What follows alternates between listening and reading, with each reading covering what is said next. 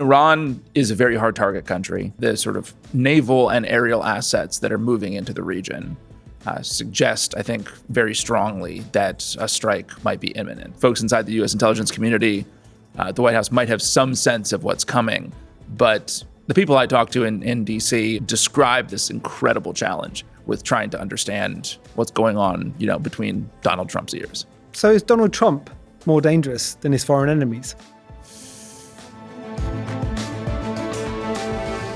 Hello and welcome to the Fourcast. Today we're joined by a writer who spent years inside the US intelligence system. David McCloskey is a former CIA analyst who worked in agency stations across the Middle East during the Arab Spring and served in the Counterterrorism Center on Syria and Iraq. He contributed to the President's Daily Brief and delivered assessments to congressional oversight committees, senior White House officials, and military commanders. He has since written a series of modern espionage novels grounded in that experience. His latest, The Persian, follows the covert struggle between Iranian and Israeli intelligence services and the fallout when a Mossad operation unravels. David, thank you for joining us. Thanks for having me. Great to be here. Well, you're joining us at a very interesting time in a place that you used to cover. Right now, there is a US carrier group on its way to that region. As a former analyst who spent time there, how do you see the next few days unfolding? It does seem to be a bit of a repeat of the Venezuela script here. Now, there's always the possibility that Trump decides to back down, that the Iranians wave a hand and say, we'll negotiate, and, it stops. However, the sort of naval and aerial assets that are moving into the region suggest, I think, very strongly that a strike might be imminent. And, analysts all around the world, I think, maybe unlike my time when I was inside the agency, we're now having to try to predict the actions of Donald Trump, which is very challenging. Is that more challenging than trying to predict the actions of foreign leaders? Oh, I think so. At this point, yes, very much so. Obviously, the folks inside the U.S. intelligence community, the White House might have some sense of what's coming, but the people I talk to in D.C. and who are still at the agency or have recently left, describe this incredible challenge with trying to understand what's going on in his mind. And so, it is very much, I think, comes down to what's going on, between Donald Trump's ears. Oh, look, you mentioned Venezuela there. And look, we're all trying to work out what Donald Trump might be doing. But just looking at the options that he has, your understanding. So Venezuela, it looked like there were US intelligence assets that were very well placed in Venezuela. How difficult, though, is Iran to get intelligence sources, either place them in there or just get information out of them? How difficult does that make for decisions that you make and advice that you give a president? Yeah. I mean, Iran is a very hard target country. It's what we'd call an extremely high counterintelligence threat environment. It is obviously, though, an area, when you look back at, in particular, what the Israelis have done inside Iran over the past couple of years, this is a place where Western intelligence, Israeli intelligence agencies have really been able to act, in particular the Mossad. So take, for example, the 12-day war last summer. Yeah. The Israelis were able to build pattern of life information on dozens of senior Iranian military officials, security officials, decision makers. They were able to get deep into their comms such that in one instance, they were able to convince all of these people that a meeting needed to occur at a particular place. Everyone went there, and the Israelis blew up the meeting room.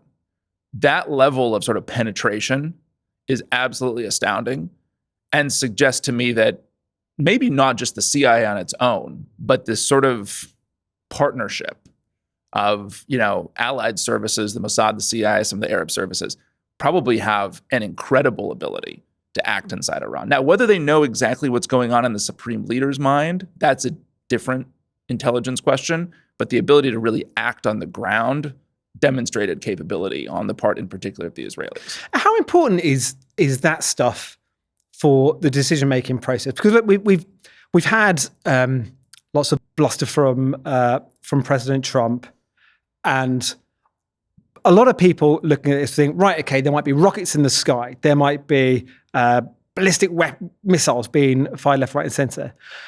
But those pinpoint precision strikes that have been able to be played out in the past, on the mindset of the Iranians, of the Iranian regime, how important is that for putting the fear of God into them? Yeah.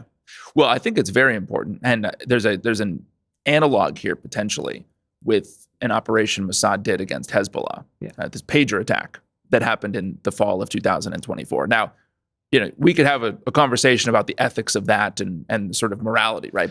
And for people who aren't familiar with that attack, this was this massive operation that took years and years to plan.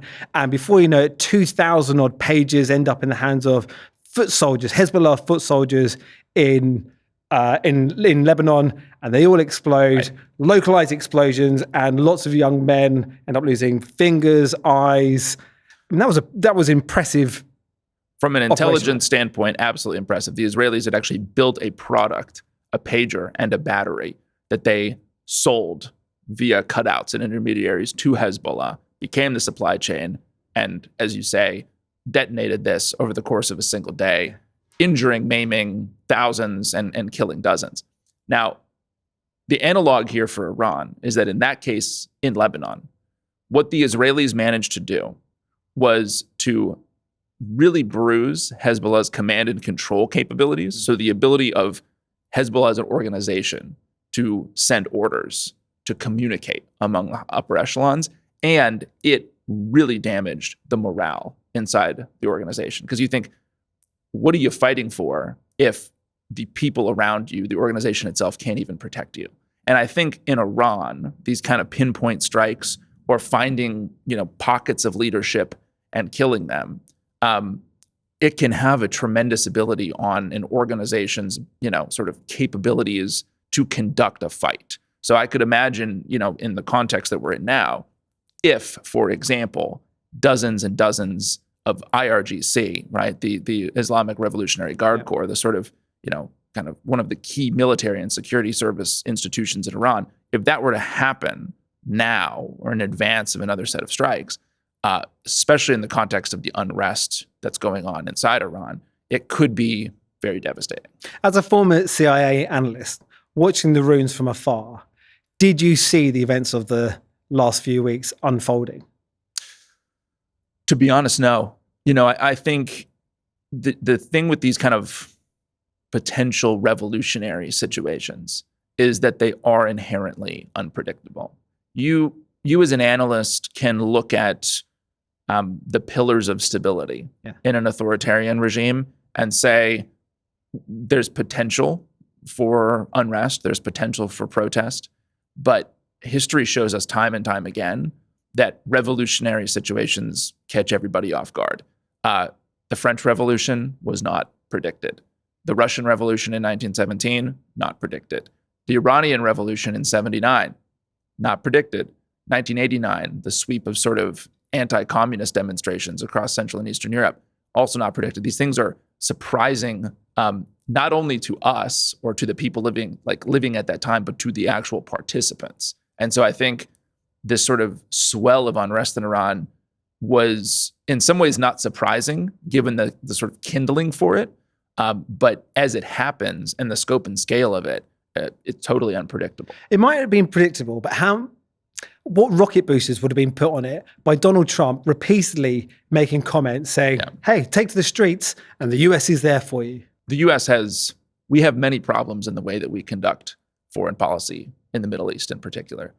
This is one of them, and it drives me nuts because it reminds me so much of the experience I lived out when I worked on Syria when I was at the CIA, which is we have a strong tendency to have our rhetoric, the communications, get so far out in front of what we're actually willing to do that it creates this tremendous gap of kind of, word and deed. And into that gap, you can have, an extreme amount of miscommunication, both with friends and with adversaries in the region. So in this case, it would have been far better to simply say nothing than to convince potentially tens of thousands, if not more, Iranians to go out and protest or to resist the Islamic Republic when in fact no help was coming, at least not imminent. If you were in your old job, if you were still in post at the CIA and you see the president going on the media, tweeting out or whatever social media post he's using, saying, take to the streets. As an analyst who's actually covering that region, what would you be thinking? I'd be thinking it's a terrible idea. I really would, because unless we're willing to do something about it, unless it's actually going to be backed up, which this obviously had no teeth to it, all it does is really sets up a lot of people potentially to be killed, who go out because they think that there will actually be foreign intervention. I mean, this dynamic played out precisely this way in Syria, where there were calls from oppositionists and activists for the U.S. to get more involved very early in that uprising back in 2011.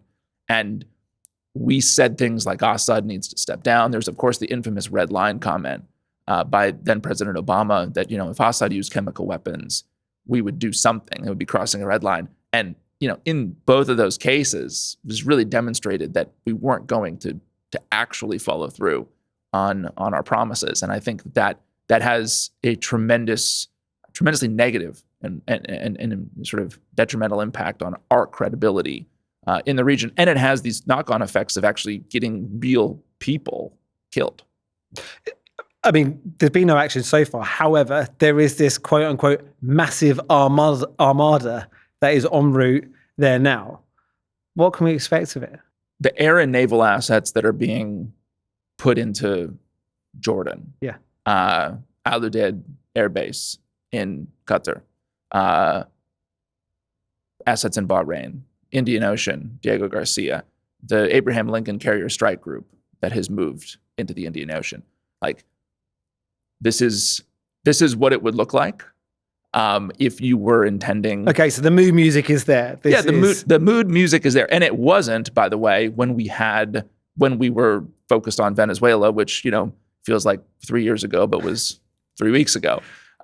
So this is serious, and this is sort of the elements of this strike force is exactly what you would use if you were going to do things like destroy Iran's air defense infrastructure or attempt to destroy much of it, hit critical infrastructure, hit leadership targets, and potentially, in some cases, probably conduct cyber attacks against electrical infrastructure and digital infrastructure and the like. So this is what you would expect to see were the U.S. planning to conduct significant military operations in Iran. I think, as we discussed earlier, the sort of million-dollar question is, what is the guy in the White House going to think about what's going on? And is he going to see in Iran potentially a kind of replay of what happened in Venezuela, where we can kind of use this almost gunboat diplomacy to get things done? Because it's been mixed messaging, right? Like the post that he put out and the things that he was saying that he wants.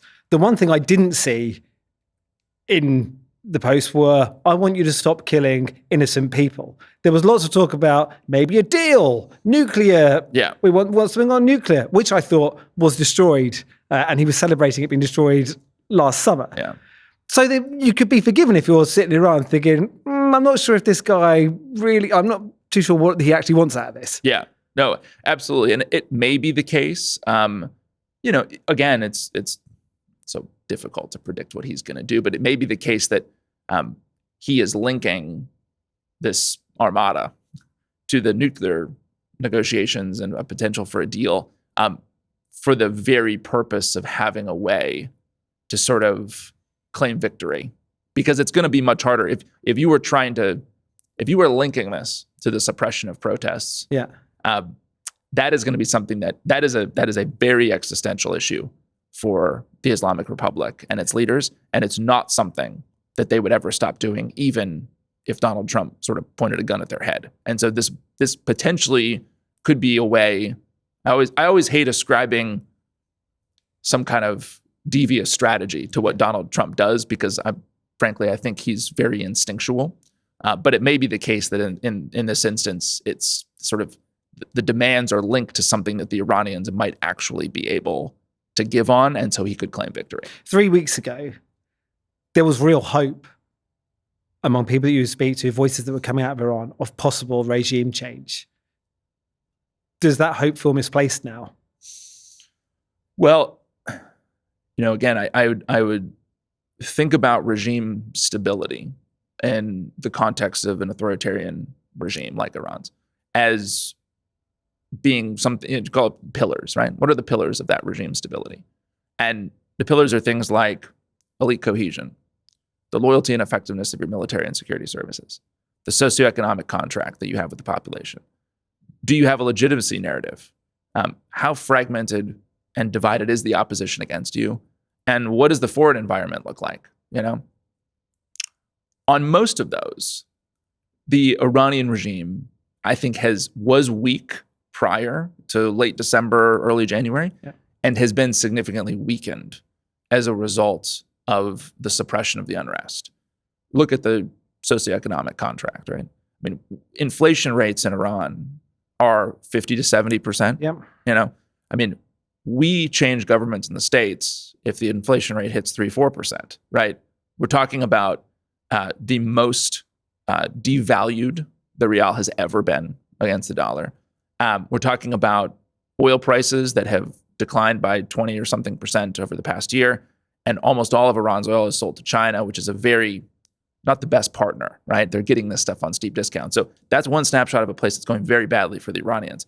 The legitimacy narrative of the Islamic Republic, I think, was already extremely hollow and has now been exposed by this violence as something that is just very few Iranians actually believe in anymore. But the problem is that the two most important pillars, elite cohesion and the loyalty and effectiveness of the military and security services, it hasn't really cracked. It really has not. And so, and predicting when those things split is, again, as we were talking about in the context of revolutions, it's impossible. We get to the limits of human cognition. And the fact of the matter is that intelligence agencies all around the world, those two pillars are the most difficult to collect on, right? Yeah. That's where spy agencies from the CIA to Mossad probably have real gaps. And so I think it comes down to this question, though, of those coercive institutions, right? The Basij, Law Enforcement Command, the IRGC, do those things hold? And so far, they seem to be holding. Now, will they hold after, or if Donald Trump decides to conduct a massive round of strikes against these institutions and a bunch of their infrastructure? It's hard to say, but it does seem that the Iranian regime was able to use those institutions to kill tens of thousands of people, and they held together. And those institutions are vast, right? Like, so the Iranian Revolutionary Guard is big. The militias are absolutely vast. What are we looking at? Like 800,000 to 1 million armed people in a population of 90 million? I'm not sure if it's quite that high, but it's hundreds of thousands, certainly. And it is who are armed and clearly have no question about using those arms absolutely. on civilians. Absolutely. And that's, these very personal dynamics. It's something I saw up front in the Syrian conflict, where I think we look at these and we kind of say, especially from our Western vantage point, how in the world do you have hundreds of thousands of people who are willing to use violence against others? And the reality of it is so mundane, but it's the power of these institutions is in this mundane reality that in a context like in Iran or in Syria, where it's actually very hard for most people to support their families. Many people are sort of marginally employed, and where there isn't real hope among many people in the population for a future. If you have stable employment for a state institution, your whole world can be linked to a paycheck an organization is giving you.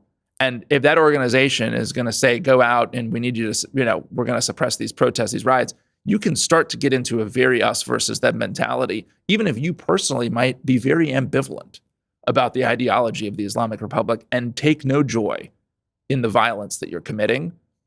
You still might do it because the alternative is no future for yourself, right? And that is the position that I think hundreds of thousands of these, Iranians are in right now. And it's why these revolutionary kind of protest uprising dynamics get so nasty, and it can be so challenging to overthrow or unseat these kind of regimes. The Assad regime eventually was overthrown. Yes. we've seen Hezbollah in Lebanon decimated over the last 18 months. We've seen Hamas in Gaza decimated. This is the axis that Iran was propping up. What do all of those three forces falling or not being in the shape that they were 2 years ago mean for the strength of Iran right now? Yeah. Well, again, you go back to that pillar construct, that last one. It's the foreign environment. How is that supporting your regime and its stability, or is it working against you? And I think you would have to say that Iran had built up some measure of strategic depth in its support for those organizations and countries. And, it was often thought, rewind the clock a couple of years before essentially its entire axis of resistance was tremendously weakened. And it had always been thought that if there were strikes on Iran, if Trump's armada is sailing to Tehran or out, to the Persian Gulf now, and Hezbollah is strong and hasn't been decimated by Israel, that you would have to think about the strike on Iran in the context of what would become this kind of multi-front, multi-pronged conflict. You don't really have to think about that right now. Yeah. And so Iran, I think, is much weaker regionally than it was a couple years ago. And as a result, it's going to make it, again, going back to what's going on in Trump's head, the calculation is very different than if you had a real active threat, particularly against Israel, from Hezbollah and from Hamas, or even from some of these kind of Iraqi or Yemeni militias, the Houthis. Like, all of this has been, Iran's assets in the region have been really crippled over the past couple of years. They may be weaker, but you need to watch a nature documentary to see weaker, scared animals can be the most unpredictable and terrifying. So if you're looking at the Iranian response now, if you're a CIA analyst watching this, what are you telling the president he needs to be worried about? If you're in Israel right now, are you looking nervous as well? Well, certainly a couple weeks ago, when Trump starts to threaten the Iranian regime and tell the protesters that help is on the way, the Israelis were very concerned because a lot of these assets that were moving to the region, in particular, a lot of these aerial assets, that were moving into Jordan, are really critical for the interception of what would probably be another missile and drone barrage that the Iranians would attempt to unleash on our assets, but also on Israel if there's a strike.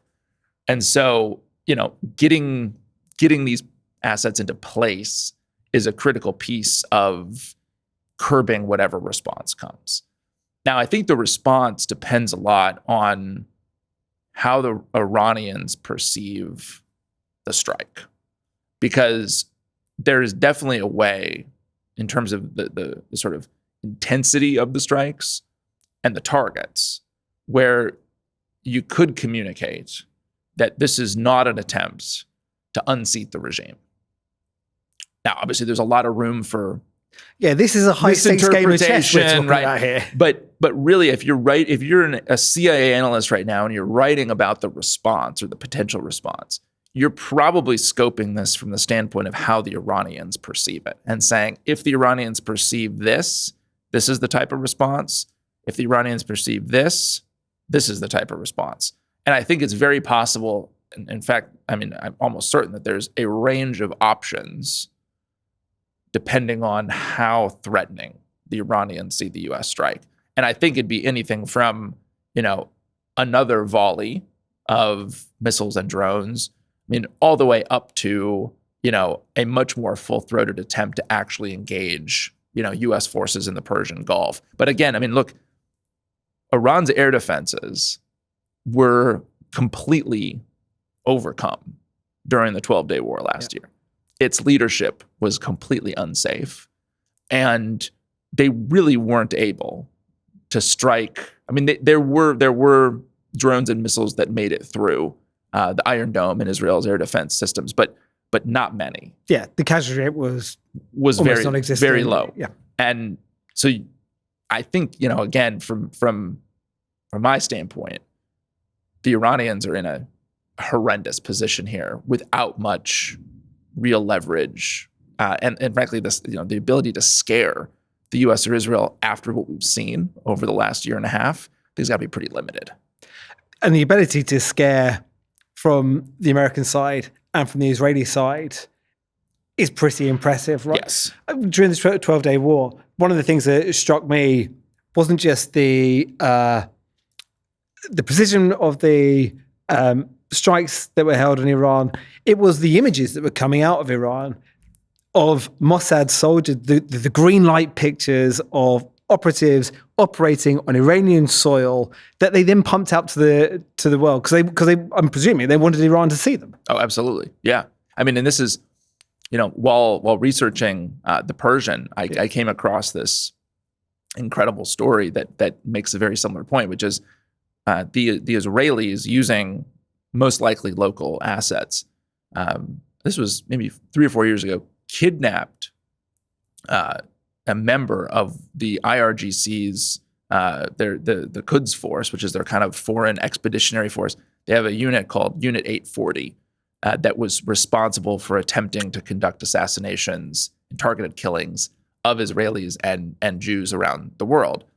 They kidnapped this guy in Iran, in Tehran, took him to another safe house, also inside Iran, filmed a confession of him, and then smuggled that confession out and broadcast it across Israeli, Western, and Arab media.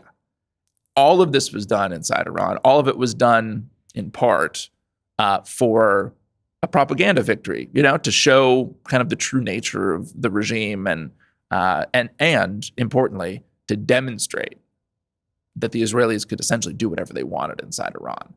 And I think, we will see more of that this go round if something does indeed happen. What you're essentially saying is what could unfold could literally be stranger than fiction. I think it almost certainly will be. And I can tell you that while writing the Persian, there were 3 or 4 instances where reality essentially scooped me. Because I started writing in the autumn of 2023. And a few months later, we had this first, the concept for the book is essentially a war of assassinations between the 2 intelligence services and reimagining this kind of conflict, the shadow war, so that what if the Iranians had the capability to kill Israelis inside Israel? And so the story is this kind of tit for tat exchange between both services. Well, sure enough, a few months after I start writing, we have this volley of drones and missiles that the Iranians send into Israel. Okay, I go into the novel. I've got to incorporate the fact that this has now happened into the novel. Well, then we have a few months later the pager attacks in Lebanon, and I'm writing a book that has Mossad characters in it and Iranian characters in it. I had a conversation with my editor, and I said, if I'd put this in the novel, what would you have thought? And he said, I would have thought it was stupid. It's too insane. And then a few months after that, we have Trump striking Iran's nuclear program and the 12-day war, and these videos of Mossad operatives and assets running around, freely, essentially, inside Iran. And so I just over and over again had to account for the fact that the reality of this shadow war, and I think it's actually true across much of the geopolitical landscape today, the reality is just much stranger than the fiction. So spy novelists like myself, it's a gift and a curse because we get scooped all the time, but there's a ton of material out there. And if you just pay attention, you don't even have to come up with an insane idea for a plot because reality will just reveal it to you. At any point, did you come up with a plot detail where a president decides that he might go to war with a NATO ally and invades, I'm just throwing ideas out there, Greenland? Well, it's funny you mentioned that because the next novel, which I've just finished, is all about tension in the US-UK intelligence partnership. And when I started writing this book just about a year ago, I thought it's going to be a little bit hard to do that. This is an 80 plus year bond, special relationship. The 2 services, the signals intelligence services of both countries bound at the hip, a lot of trust. How could it possibly, be strained? And, the ideas that I came up with now, and look in retrospect, almost quaint. Does that U-turn make President Trump, whatever may unfold over the next couple of months or days even, more unpredictable and possibly even more dangerous because he's U-turned on Greenland. He's had to row back a little bit on his criticisms of NATO troops in Afghanistan. We've got Minneapolis unfolding as well. Yeah. Does he need a win here? And does all of a sudden geopolitics become his plaything? I think geopolitics is the plaything. I think what he's discovering is that if you're trying to do anything domestically, let's look at Minneapolis as an example. Extremely messy, extremely tragic, and if you look at the polling, extremely unpopular with most Americans. Now, I think he probably feels like foreign policy is a playground. We can apprehend / kidnap Maduro. We can deliver, wild speeches at Davos and get into a massive fight with our NATO allies, but come out, I think maybe in his mind, the victor because he gets these concessions on military bases in Greenland. Now Iran, absolutely. He has much more freedom to maneuver. And frankly, he has, it's maybe too glib to say this, but we've got a lot of shiny toys that we can play with when it comes to our military, our intelligence services, the global reach. There's a lot a president can do. I mean, we have, he can do a tremendous amount without Congress really being able to weigh in. So is Donald Trump more dangerous than his foreign enemies? I guess it depends on which one we're talking about. I think he is probably more unpredictable than many of his foreign adversaries, certainly.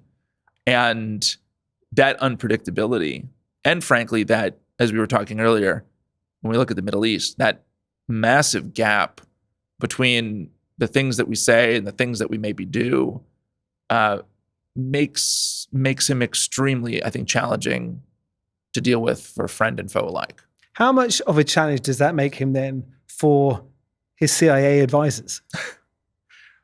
Would you want to be advising this president? No, I would not. It would be a very challenging job. And, the CIA, very interestingly, puts out a chapter of a book about presidential transitions. Because the CIA, when a new president takes office, as they're preparing to take office, the CIA begins briefing him or her. And the agency, it's online. It's available online. The agency writes up a document about that process. And it refers to Donald Trump in that document as a uniquely challenging intelligence customer. This is actually how the CIA phrases it. He's a uniquely challenging intelligence customer because he doesn't really read the briefing, okay? Now, presidents engage with the PDB, the President's Daily Brief, which is this kind of flagship product of and you used articles. To contribute I used to contribute to that. I wrote for it under George W. Bush and President Barack Obama. And it's a book of articles, essentially, written by now the entire U.S. intelligence community, but mostly by the CIA, that explains what's going on in the world. And Trump, it seems, doesn't really engage with it in the same way that Obama and Bush did. Is that demoralizing for the service itself? If you're sitting in the CIA right now and you're risking life and limb to come up with intelligence, you can provide the leader of the free world so that he can make decisions, and it turns out that he's not even reading this, what message does that send to everyone who's risking everything? Yeah, I think that's a discouraging position to be in. Absolutely. I will say, though, that there were instances, like, for example, in the Clinton administration, Bill Clinton didn't really engage with the PDB, didn't really read it. George W. Bush read it 6 days a week and was an avid consumer of it. There's a bit of an up and down. Every president's different. The people who work at the CIA understand that there's going to be a different level of engagement. Obviously, Trump is consuming intelligence in some contexts because when we look at for example, the raid to kidnap Nicolas Maduro, at the heart of that was intelligence provided by the CIA about Maduro's pattern of life and where he's living and all of that kind of stuff. So clearly there's an engagement with some of this.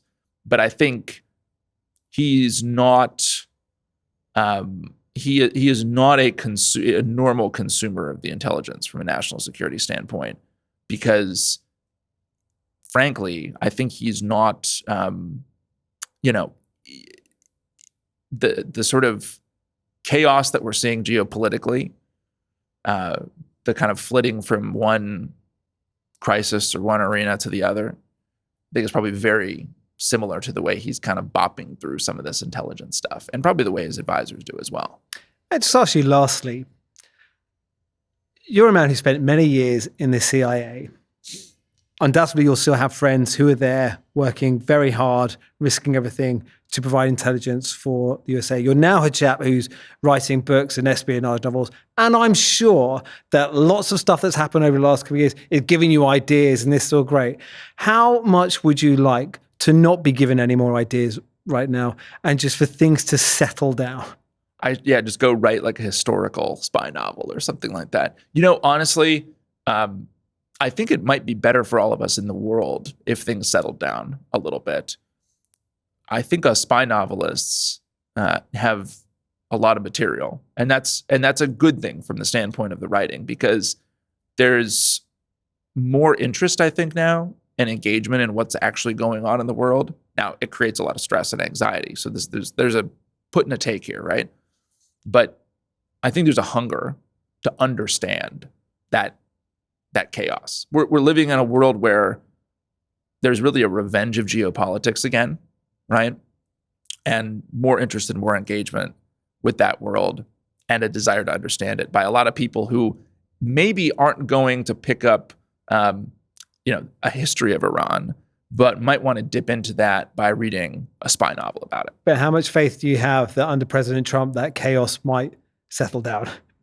I don't think that chaos is going to settle down at all. I think that we are living in a world that is getting more chaotic, more conflict-ridden, and I think we're living in a world where, in many respects, what's going on in the White House is contributing to that.